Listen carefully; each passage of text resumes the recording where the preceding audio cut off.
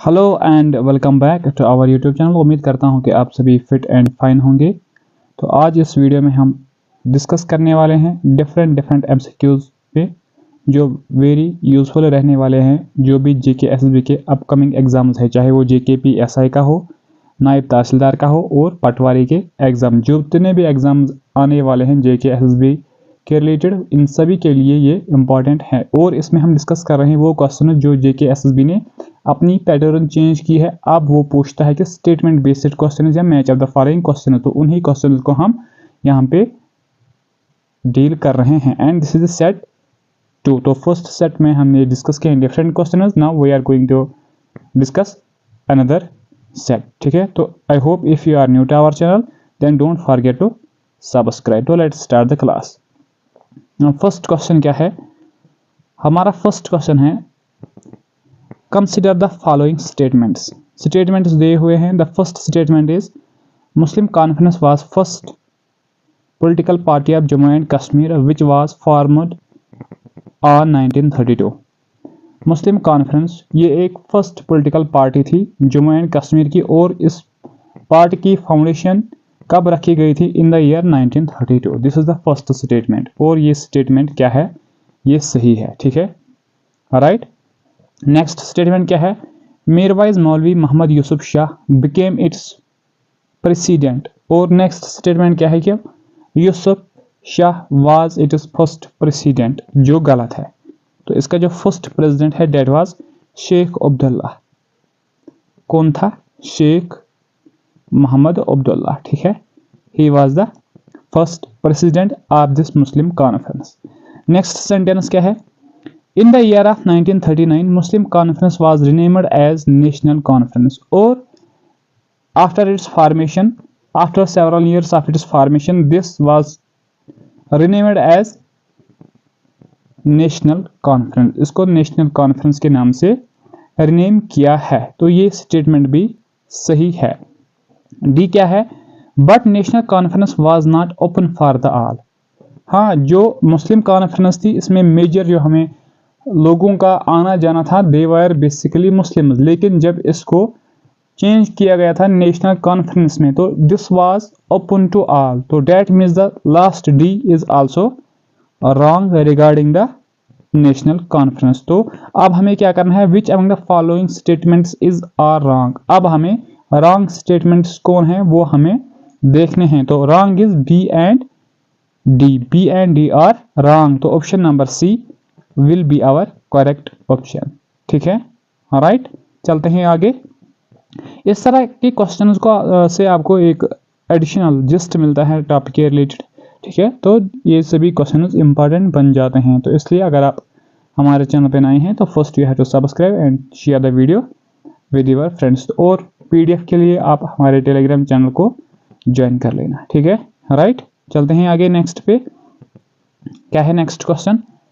Consider the following statements. अब फिर से स्टेटमेंट्स दिए हुए हैं एंड हमें देखना है कि रॉन्ग कौन है या राइट कौन है। ठीक है, the first is Gandhi Irwin pact 1931 placed the Indian National Congress on an equal footing with the British government. कहता क्या है कि जो गांधी इरविन पैक्ट हुआ था, जो हुआ था 5 मार्च 1931 में, इसमें क्या हुआ कि इस पैक्ट ने British government and Indian National Congress पर एक सेम ट्रैक पे रखा था। कांग्रेस का भी डिमांड वही थी और जो हमारा यहाँ पे रोल कर रहे थे अंग्रेज, वो भी सेम ट्रैक पे थे। दोनों इक्वल ट्रैक पे थे। This is the first statement. ठीक है, next is the participation of Muslims in the CDM civil disobedience movement was less than that of MCM non cooperation movement. देखो, पहले हम बात करेंगे फर्स्ट ऑप्शन पे। गांधी इरविन जो पैक्ट है ये साइन हो जाता है 5 मार्च 1931। बेसिकली अगर हम 1931 इस ईयर की बात करेंगे तो इससे पहले 1930 में यहाँ पे सीडीएम मूवमेंट चल रही थी। सीडीएम मूवमेंट चल रही थी, डेट मीन्स के सिविल डिसोबीडियंस मूवमेंट, जिसको हम साल्ट मार्च के नाम से भी जानते हैं, डैंडी मार्च के नाम से भी जानते हैं। और इसमें वाइडली लोगों ने पार्टिसिपेट किया था, इवन के फीमेल्स ने भी इसमें हिस्सा ले लिया था। लेकिन अब ब्रिटिश गवर्नमेंट चाह रही थी एक ये CDM बंद होनी चाहिए, ये बंद होनी चाहिए।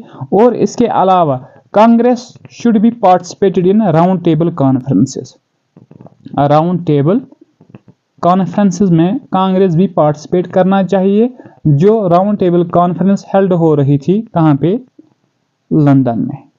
ठीक है, तो इसी चीज के लिए इन दोनों को मनवाने के लिए ब्रिटिश इंडिया ने, ब्रिटिश लोगों ने, ब्रिटिश यहाँ पे जो रूल कर रहे थे, उन्होंने ये पैक्ट साइन किया है गांधी जी के साथ। और इसमें बहुत सारे टर्म्स एंड कंडीशंस थे, गांधी जी ने भी कुछ कंडीशंस रखे हैं और ब्रिटिश लोगों ने भी कुछ कंडीशंस रखे हैं। सपोज गांधी जी ने ये कहा था कि एक जो साल्ट पे तुमने टैक्स लगाया उसको बंद करो आप, वो टैक्स फ्री कर दो। ठीक है, एंड जो भी यहाँ पे पॉलिटिकल प्रिजनर्स हैं उनको आप रिलीज कर दो। ठीक है, वो प्रिजनर जो क्रिमिनल केसेस में इन्वॉल्व नहीं है उनको छोड़ के जितने भी यहाँ पे प्रिजनर्स हैं उनको आप रिलीज कर दो। ठीक है, और उन सभी लोगों को आप रिलीज करो जो आपने during this CDM movement capture किए हैं। और उनकी डिमांड क्या थी कि आप CDM को बंद करो, ये इसके फीचर्स थे। राइट, तो ये पैक्ट इसलिए यहाँ पे होता है, इसलिए हम कहते हैं कि इसने एक प्रोवाइड किया है एक ट्रैक, जहाँ पे कांग्रेस भी उसी प्लेटफॉर्म पे था और ब्रिटिश लोग भी उसी प्लेटफॉर्म पे था। और ये जो राउंड टेबल कॉन्फ्रेंसेस थी, these are were held in London. और इनमें क्या किया जाता है, उनमें ये किया जाता है कि जो साइमन कमीशन ने अपना रिपोर्ट यहाँ पे प्रिपेयर किया था उसी को डिस्कस किया जाता था वहां पे लंदन में। और इसी पैक्ट के रिजल्ट में ये हुआ कि गांधी जी ने for the behalf of INC उसने पार्टिसिपेट किया था सेकंड राउंड टेबल कॉन्फ्रेंस में। लेकिन जब वहां पे गांधी जी की बात नहीं सुनी गई, ठीक है, वहां पे कम्युनल इलेक्टोरेट की बात हुई, तो गांधी जी ने वहां आके फिर यहाँ से CDM स्टार्ट की थी। ठीक है, तो ये सभी चीजें इंटर रिलेटेड है आपस में। ठीक है, तो first statement is correct. Now the next, the participation of Muslims in the CDM less than the NCM। ये जो नॉन कॉपरेशन मूवमेंट थी ये स्टार्ट हुई थी 1919 या 1920 में। इसके जो प्रेडिसेसर्स मूवमेंट्स थे डेट वाज खिलाफत मूवमेंट, उसमें क्या किया था कि इंडिया के जितने भी हिंदूज थे उनके गांधी जी ने उस मूवमेंट को सपोर्ट किया था, क्योंकि हाल ही में ब्रिटिश लोगों ने क्या खिलाफत के बारे में अदल बदल करना शुरू किया था। तो इसलिए इस नॉन कॉपरेशन मूवमेंट में क्या हुआ कि जो यहाँ के लोग थे उन्होंने वाइडली पार्टिसिपेट किया था as compare to CDM। Reason ये था कि CDM के टाइम पे यहाँ पे मुस्लिम लीग भी क्या अपने पीक पे, उनके पीरियड, ये पीक पीरियड था, वो डिमांड कर रहे थे कि मुसलमान अलग है, कम्युनल इलेक्टोरेट से बात हो रही थी। डेट वाज द रीजन जिसकी वजह से CDM में मुसलमानों ने बढ़ चढ़कर हिस्सा नहीं लिया था। इट डज नॉट मीन कि उन्होंने हिस्सा नहीं लिया, हिस्सा लिया है उन्होंने, लेकिन एज कंपेयर टू NCM उन्होंने बहुत कम हिस्सा लिया था। तो नाउ क्वेश्चन क्या है, which among the following statements given above is are correct. इनमें से कौन सा एक करेक्ट है, both 1 and 2 are correct. Option number C will be our correct answer. ठीक है, right, I hope you are understanding. ठीक है, तो सब्सक्राइब आप करोगे ही, वो तो मुझे उम्मीद है अब। ठीक है, नेक्स्ट क्या है, next is which among the following statements on biosphere reserve is not correct. इनमें से कौन सा एक स्टेटमेंट है regarding the biosphere reserve is not correct. तो फर्स्ट स्टेटमेंट क्या है, इन 1973 में UNESCO launched a world wide programme on man and biosphere reserve. UNESCO ने लॉन्च किया है 1973 में क्या, man and biosphere programme. This is right, first statement is right. ठीक है, biosphere reserves promote research on ecological conservation. Biosphere reserves का बनाना ही, इस programme का लॉन्च करने का मकसद यही था कि हम प्रमोट करें research on ecological conservation. Ecological conservation को एक हम कंजर्व करेंगे and thereafter we will promote the research regarding all these things. Right, third क्या है, Nanda Devi biosphere reserve is located in Madhya Pradesh. ये गलत है, Nanda Devi is located in Uttarakhand, ठीक है, right. Biosphere reserves are multipurpose protected areas to preserve the genetic diversity in ecosystem. इन biosphere reserves को इसलिए बनाया जाता है कि सो डैट जितने भी हमारे बायोडाइवर्सिटी के जितने भी पार्ट्स है, जितने भी वहाँ पे एनिमल्स वगैरह आते हैं या प्लांट्स आते हैं, उन चीज़ को हम प्रोटेक्ट करें, कंजर्व करें। This is also correct. ठीक है, तो आंसर क्या होगा? Option number C. तो अब क्वेश्चन पूछा जाता है कि इंडिया के बारे में। ठीक है, तो इंडिया में total 18 man and biosphere reserves है। कितने हैं? 18। And the first biosphere reserve in India is Nilgiri biosphere reserve. Nilgiri biosphere reserve, जिसको डिक्लेयर किया गया था 1986 में। ठीक है, और सबसे smallest biosphere reserve of India is, बताओ कौन है? दिब्रू सिखोवा। दिब्रू सिखोवा, ये आसाम में लोकेटेड है। ठीक है, तो ये सभी इंपॉर्टेंट पॉइंट्स है जो आपको याद रखने हैं। राइट, चलते हैं आगे नेक्स्ट पे।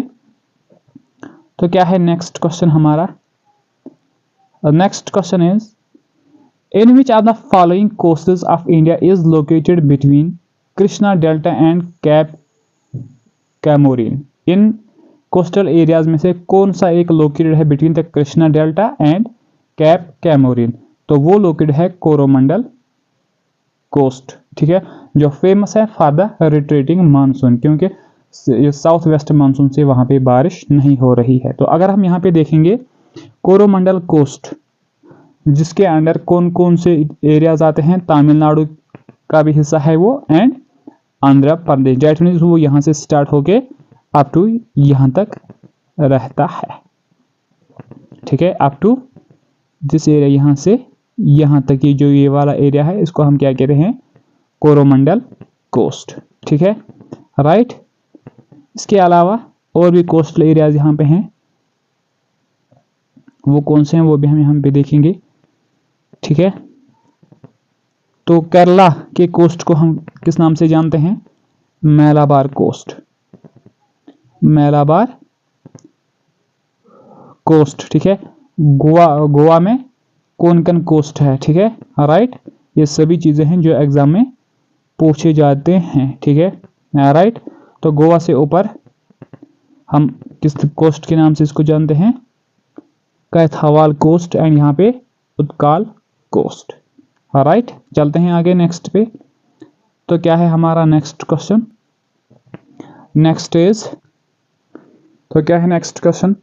Given below are two statements labelled as. फिर से दो स्टेटमेंट्स है हमारे पास, तो हमें देखना है कि कौन सा एक करेक्ट है, कौन सा एक रॉन्ग है। तो फर्स्ट क्या है? Assertion the Congress boycotted the Simon commission.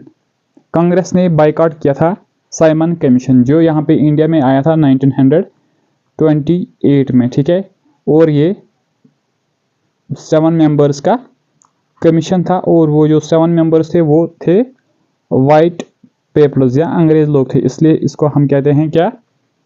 White commission. White commission. ठीक है, वो यहाँ पे कॉन्स्टिट्यूशनल रिफॉर्म्स के लिए आए थे। ठीक है, राइट। और sir John Simon was it is head. Sir John Simon. और इसी कमीशन में लाला लाजपत राय की जख्मी होकर उसकी डेथ हो जाती है। ठीक है, तो वो फिर लंबा हो जाएगा, तो पहले हम यहाँ पे क्वेश्चन पे आएंगे। तो असर्शन क्या है? The Congress boycotted the Simon Commission. Of course उन्होंने बाइकआउट किया था। Reason is the Simon Commission did not have a single Indian member. और इस साइमन कमीशन में कोई भी इंडिया का बंदा नहीं था। Both statements are correct. तो आंसर क्या होगा? Both A and both assertion and reason are true। दोनों ये सही है। and R is the correct explanation of A and reason is the correct explanation of assertion। तो option number first will be our correct answer। ठीक है, चलते हैं आगे नेक्स्ट पे। तो क्या है नेक्स्ट क्वेश्चन हमारा? नेक्स्ट क्वेश्चन इज, बताओ क्या है? Match list 1 with list 2 and select the correct answer using the correct codes given below। यहाँ पे कुछ क्वेश्चंस हैं। ठीक है, तो अब हमें क्या करना है कि इनके कोड्स हमें सिलेक्ट करने हैं। ठीक है, तो यहाँ पे कोड्स तो मैंने दिए नहीं हैं, तो हम यहीं पे इस चीज़ को एडजस्ट कर लेंगे, ठीक है, राइट। तो क्या है क्वेश्चन, लिस्ट 1 में हमें दी गई है क्या, कुछ constituent assembly committees and list 2 में उनके चेयरमैन। बेसिकली जब हमने कॉन्स्टिट्यूशन बनाना स्टार्ट किया है तो उसमें डिफरेंट कमिटीज बनाई गई थी for the purpose of smooth work और जल्दी होने के लिए, ठीक है। तो अब हमें देखने डिफरेंट कमिटीज के डिफरेंट क्या चेयरमैन कौन थे, ठीक है।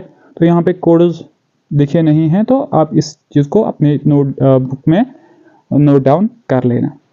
First is steering committee.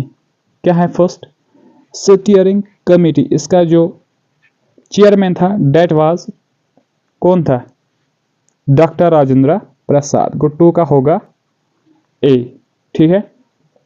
Then next is fundamental rights sub committee, ये एक और कमेटी थी, ठीक है, जिसका चेयरपर्सन था कौन, बताओ, जेबी कृपलानी। तो बी का होगा 3, ठीक है। Then union constitution committee, union constitution committee का चेयरपर्सन कौन था, that was the Jawaharlal Nehru, इसका सी होगा। तो डी का कौन था, अब कौन बचा यहाँ पे, प्रोविंशियल कॉन्स्टिट्यूशन कमेटी, इसका जो चेयरमैन था डेट वाज सरदार वल्लभ भाई पटेल, ठीक है, राइट। तो ए का क्या होगा बताओ, बी, ठीक है। और बी का क्या होगा, ए का होगा 2, बी का क्या होगा 3, सी का क्या होगा बताओ 4, और डी का होगा फर्स्ट, राइट, ठीक है। चलते हैं आगे नेक्स्ट पे। और इसके अलावा ड्राफ्टिंग कमेटी के बारे में पूछा जाता है, चेयरमैन डेट वाज क्या था उसका नाम, डॉक्टर भीमराव अंबेडकर, ठीक है। चलते हैं आगे नेक्स्ट पे। Next is match the following, हमें मैच करना है कौन सा प्लेस हमें कहाँ पे देखने को मिलता है। तो फर्स्ट थिंग हमें करना क्या है, जो हमें मालूम होगा हम उसी पे पहले फोकस करेंगे। तो यहाँ पे फर्स्ट थिंग सपोज कैरेवाज है, तो कैरेवाज हमें मेनली देखने को मिलते हैं कहाँ पे, वैली ऑफ कश्मीर में। तो बी का होगा फर्स्ट, बी का होगा फर्स्ट, बी का होगा फर्स्ट। मानसर लेक ये हमें कहाँ पे देखने को मिलता है, उधमपुर में, लेकिन शिवालिक्स पे। ए का होगा 4, दैट मीन्स ए का होगा 4, बी का होगा फर्स्ट। तो option 1 will be correct answer. Bringi river ये हमें डक्सम वैली में देखने को मिलता है। Vishnu Devi cave is located in middle Himalayas on Trikuta peak, Trikuta peak, ठीक है, राइट। तो option number A will be correct answer, ठीक है। चलते हैं आगे नेक्स्ट पे। तो नेक्स्ट क्या है, next is which among the following statements is related to the Government of India Act of 1858 is are correct. Government of India Act जो 1858 में पास किया गया था आफ्टर द रिवोल्ट ऑफ 1857, अब उसके बारे में इनमें से कौन सा एक स्टेटमेंट सही है, चाहे एक सही है या दो सही है, ठीक है। The first is the British crown sovereignty over India east India company assumed from the, कहता है कि ब्रिटिश लोगों ने डायरेक्ट यहाँ पे अब अपने अंडर रूल ले लिया है from the east India company. तो दिस स्टेटमेंट इज राइट, ये सही है। The British parliament enacted the first statue for the governance of India under the direct rule of the British, rule of the British. कहता है कि ये जो government of India act था, this was the first step, this was the initial step जब उन्होंने अपने under ये यहाँ की एडमिनिस्ट्रेशन ले ली है। तो दिस इज आल्सो करेक्ट, क्योंकि यहाँ पे फिर डायरेक्ट क्राउन रूल आता है, ठीक है, राइट। और वो अपॉइंट कर देते हैं वाइसराय और governor general of India post को अब डिमोलिश करके या अबॉलिश करके या एंड करके फिर वो वाइसराय ऑफ इंडिया बन जाता है। और उसके लिए लंदन में इंडिया हाउस बनाया जाता है, वहाँ पे 15 मेंबर्स होते हैं जो उसको हेल्प कर देते हैं, और ठीक है, ये सभी चीज़ें आपस में इंटर रिलेटेड है।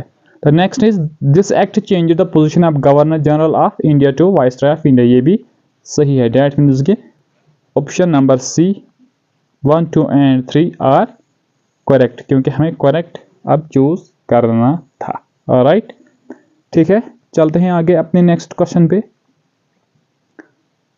नेक्स्ट क्वेश्चन क्या है? Next is which are the following statements about the Nathula pass is are correct. Nathula pass के बारे में इनमें से कौन सा एक स्टेटमेंट करेक्ट है? राइट, फर्स्ट क्या है? It links Sikkim with Tibet. ये सही है, ये सिक्किम को तिब्बत के साथ कनेक्ट कर देता है। This is right. It was the main artery of the ancient silk route. ये एक मेन पार्ट था जो सिल्क रूट वहां से पास हो जाता है, इसकी एक ये मेन आर्टरी थी, मेन हिस्सा था। तो this is also correct. It was reopened in the year 2006। Basically जब इंडो चाइना वार हुआ था उस टाइम में उसको क्लोज किया गया था, and thereafter in the year 2006 में इसको रीओपन किया गया था। तो all the statements are correct. तो ऑप्शन आंसर क्या होगा? 1, 2 and 3 are correct regarding the Nathula pass. Right, ठीक है, चलते हैं आगे नेक्स्ट क्वेश्चन पे। तो सब्सक्राइब आप करोगे ही, ठीक है। नेक्स्ट क्या है? Which among the following pairs is not correctly matched. इनमें से कौन सा एक पेयर जो करेक्टली मैच नहीं है? यहाँ पे सीजर्स दिए गए हैं and their local names. Spring, जिसको हम सोंठ के नाम से जानते हैं, दिस पेयर इज करेक्ट, ये सही है। रेनी सीजन को हम वहरात कहते हैं लोकली वर्नाक्युलर लैंग्वेज में, ठीक है, दिस इज राइट। ऑटम को हम हारुद कहते हैं। आइस कोल्ड को वंद नहीं, इसको हम कहते हैं क्या? शिशुर। ऐसा शिशुर, शिशुर means ice cold mainly the, जिसको हम एक और नाम से जानते हैं चिलाई कलान पीरियड। चिलाई कलान जो 40 डेज होते हैं एक्सट्रीम कोल्ड के, ठीक है। और इसके अलावा और एक सीजन है समर, समर जिसको रतकोल या ग्रीष्म के नाम से जानते हैं, ठीक है। तो friends, this was all about today's class. I hope you will enjoy this class and you will also share the class with your friends and you will also subscribe our YouTube channel.